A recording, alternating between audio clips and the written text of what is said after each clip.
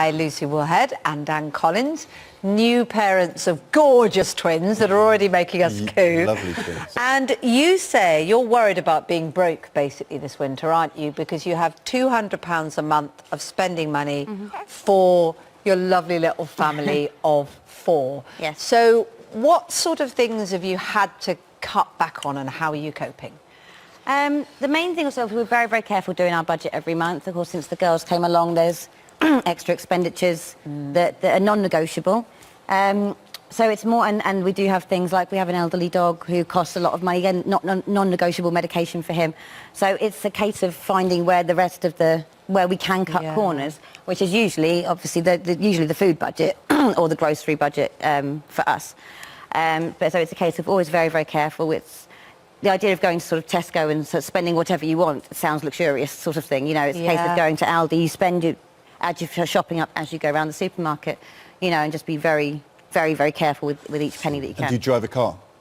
I do, yes. So yeah, petrol prices as fuel's well. a thing as well, yeah. But as I say, but try and just use it as minimally as possible now. And Beatrix has got it just gorgeous there. You're still breastfeeding, aren't you? Yes. So on one level, that is great because it's on tap, their sustenance. But of course, you have to eat healthily and well too in order to be able to provide that. So what would you have hoped to have had from the budget? Well, basically, I think you could say almost anything more. I was reading through it on the news website earlier, and it seemed like every single one of the things in this mini budget is almost all aimed towards higher income earners.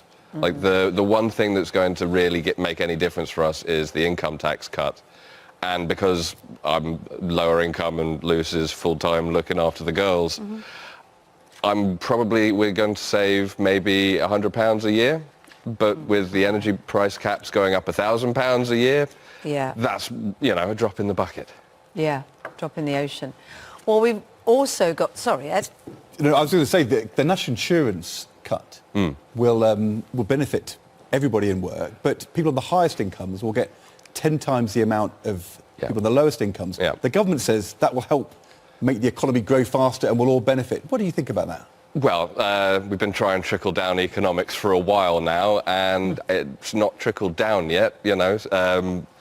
Wages have been stagnant for over a decade. I'm, you know, not earning more than I was 10 years ago, and everything's more expensive. Sure. What's your profession out of interest? I am a copywriter. I write articles online. Right, okay. Also joining us So you've tried to adapt and do things online and work along with it? That's it, yeah, and I'm lucky that means I'm able to work from home, so I get to see the girls more, but I am still working all the time, and I can't ask my company for more money because ad revenue is what drives it, and if they haven't got more money coming in, there's no more money to give. Do you type with one hand? Yeah.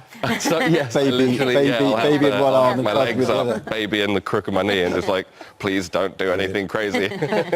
Also joining us is businessman and owner of Bank of Dave Fishwick. Now, Dave, we know what we're thinking is going to happen today about energy prices and tax cuts, go up. corporation tax cuts. But we also know yesterday the Bank of England raised interest rates by 0.5 point. This extra borrowing will mean more pressure upwards on interest rates. The Chancellor today is saying the Bank of England should get on and raise interest rates. How will higher interest rates, do you think, impact upon businesses, your work, but also the cost of living? I think the cost of living is just going to go up for everybody. I got a really interesting tweet the other day after I'd been on this programme, and they said, Dave, you know, bankers' bonuses and all the rest of it going up is like watching somebody outside a food bank burning £50 notes because so many people are using food banks. The amount of borrowing is going through the roof, and at some point we need to pay this back. And I think that the 30 billion plus of borrowing that's going to take place, the OBR wanted to make a statement today, but they've not let them make a statement yet because the government are going to put their point forward. But at some point, this needs paying back, and we are going to be in a mess. We should just explain that. Normally, the government publishes economic forecasts and also the cost of measures, and since 2010, they were independently verified by the independent OBR, and today I don't think we're going to get any economic or fiscal forecasts and none of that independent verification. How do you think that will affect people's perceptions of what's going on? Well, I think it's a little bit like this, Ed. I think it's like having £20 in this hand and a bill in this hand for 50.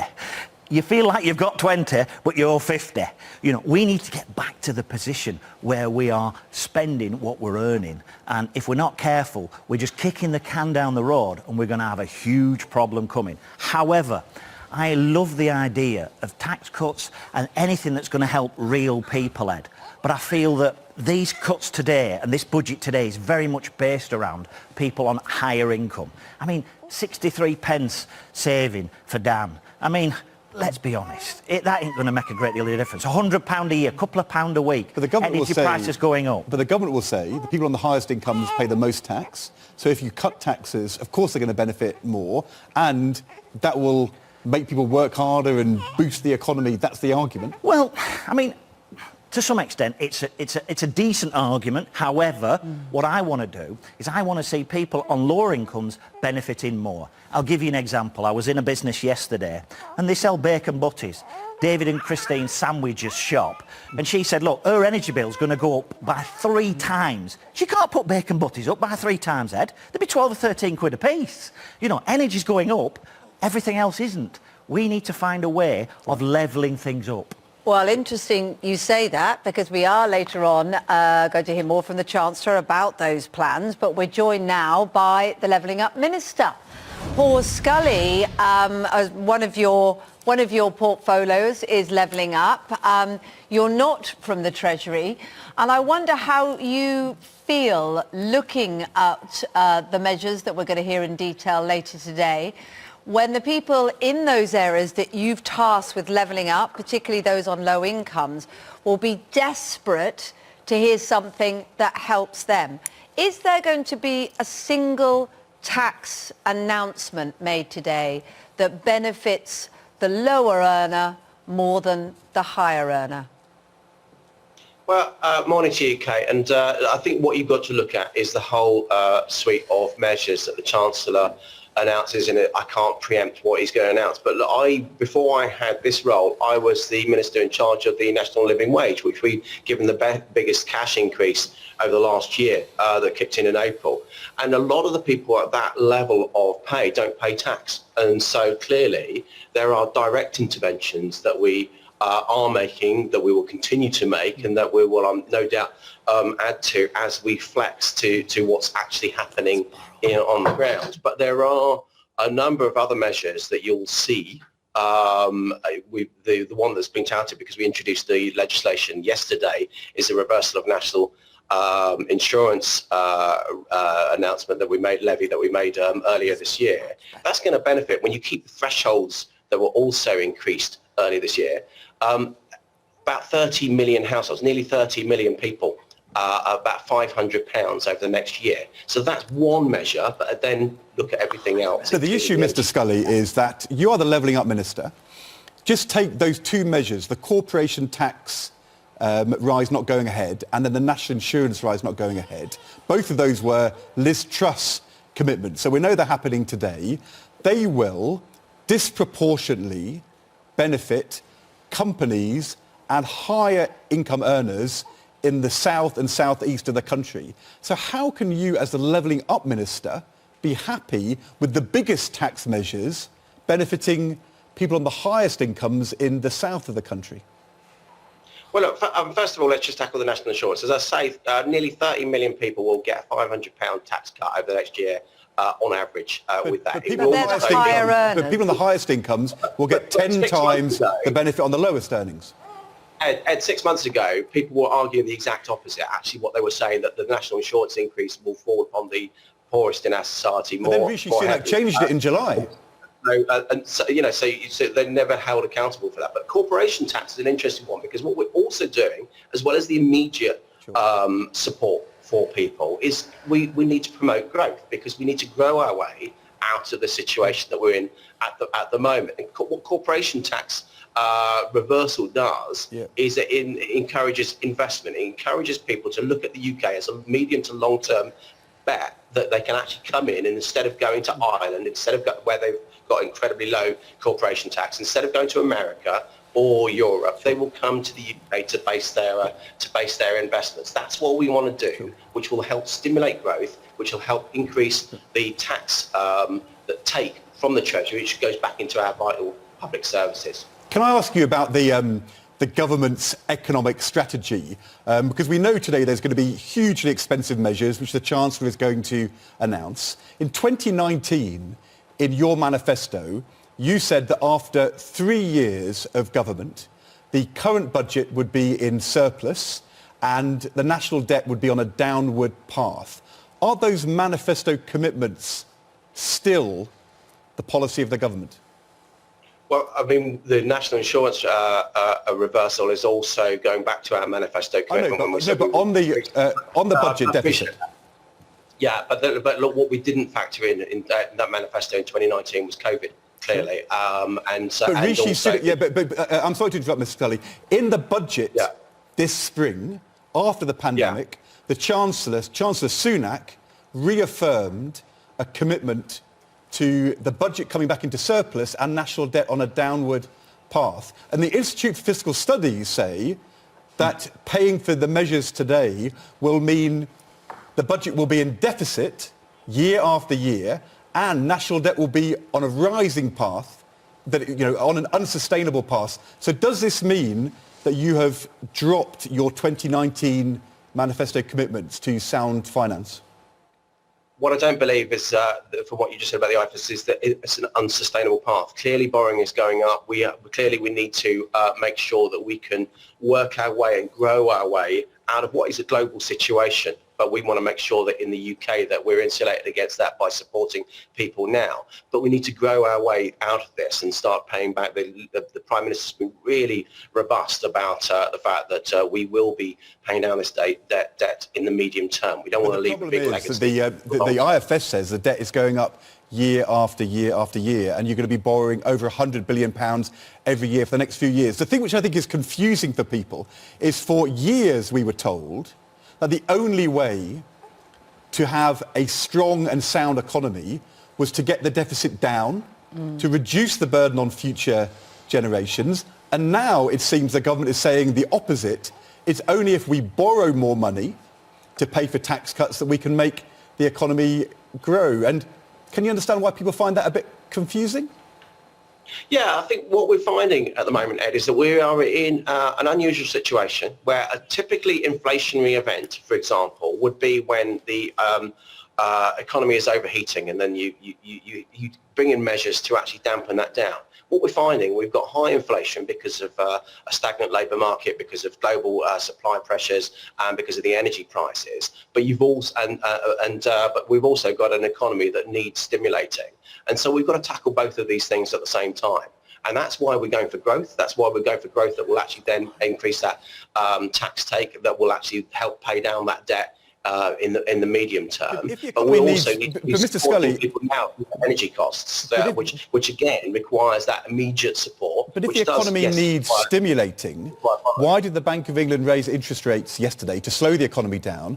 Why is the Chancellor on the front of the Telegraph and in his letter yesterday telling the Bank of England to get on and raise interest rates? It sounds as though his strategy is higher mortgage rates from the Bank of England to allow more borrowing for tax cuts from the government. But that sounds like it's stimulation, which is being offset by higher interest rates. Well, the Bank of England has one lever, basically, to pull to get back to their target, and that is interest rates. But what you'll find as well is the moves that we made around energy price, capping energy prices, is a deflationary measure in itself. And so that's why you need to look at what the Chancellor is going to say later in its entirety. And I know you were concerned about the fact that I'm not a Treasury Minister, but that's because, it's not for me to preempt what the Chancellor is going to say. You and other journalists will have plenty of opportunity after the Chancellor sat down to question him and to question the Treasury. The concern is we've got no Treasury Minister, we've got no OBR forecast, we've got no forecasts at all. All we've got is you telling us that everything which has been said for the last 12 years is wrong, and actually more borrowing is good for the economy. No, but look, Ed, first of all, you know from the past that Treasury ministers always come in and explain themselves after they've sat down, after they've made that announcement. That'll be the case. But in terms of the OBR forecast, there's clearly 17 days into Liz Truss's premiership. There's, the OBR said themselves, there's no way they'll be able to do that. Do you think more borrowing is good for the economy? But they will be. But the OBR will be doing a full analysis over the... Do you think more borrowing is good for the economy at the moment?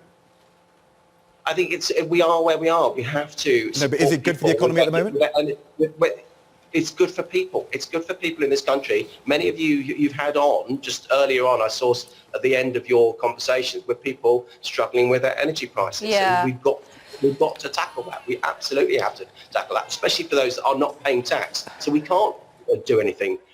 We have no levers to pull in terms of their tax take. We have to give them direct support. Yeah, and if the tax cuts are benefiting higher earners, there has to be something there. Can I just ask you, you've seen the detail. It feels like a gamble to us. You highlighted Liz Truss is only 70 days into her premiership. Are you absolutely confident that this will work? Well, I haven't seen the detail. I'm not a Treasury Minister, so that you will see what the Chancellor announces later on. Are you confident? Are you confident that this is the right thing to do? It's the only thing to do. What we've seen over the last few months, this has been well... Mr. Scully, you backed Rishi Sunak, and he did the opposite to this. Well, I backed Liz Truss in the leadership campaign because I believe that actually that drive for growth is really, really important. Having come from the Department for Business prior to this role, having run small businesses for 25 years before I was elected, entrepreneurship and that entrepreneur... Sure. But when he was Chancellor, you were backing Rishi Sunak doing the opposite of this. Yeah, I backed the government of the day, but I look at the facts as they are now, and a lot has changed over the last few months, over the summer, in terms of the pressures on energy prices, on the pressures of the people that you've been interviewing prior to me, and that's the support, the direct support, like we did in COVID, when we looked at what's going on in the ground and flexed accordingly. All right. Well, good to speak to you this morning. Scully. Mrs. Scully, always good to have you on the show, and we'll await that detail. For now, anything, Dave, that made you feel better? Oh, I think, listen, the government are going to try and borrow their way out. That might be the way, who knows? We'll find out in 12 months, that's for sure. But we've got the banker's bonus cap. Something I really want to make here. The DWP, Department for Work and Pensions, have capped deprived and poor families by 65 quid. They've took £65 off them on and they've capped their amount of benefit they could get.